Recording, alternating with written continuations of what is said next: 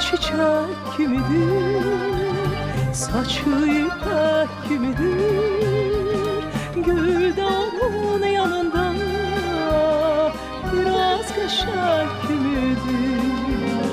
Gül de onun yanında biraz kaşak kimidir.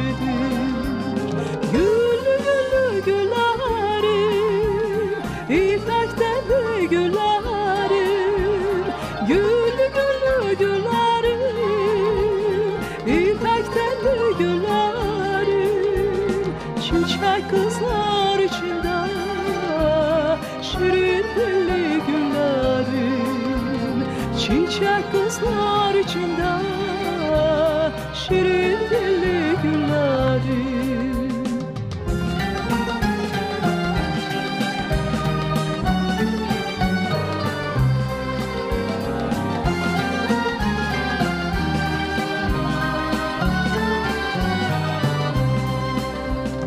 Güller nağmayla sesler, çəmənlərin gülünü.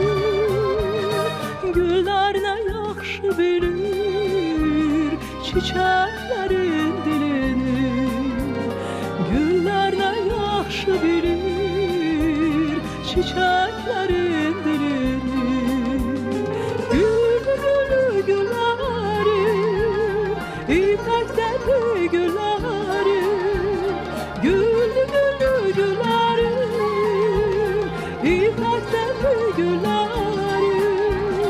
Çiçek kızlar içinde şirin dilli güllerim.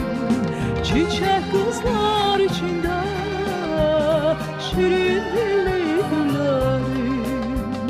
Çiçek kızlar içinde şirin dilli güllerim.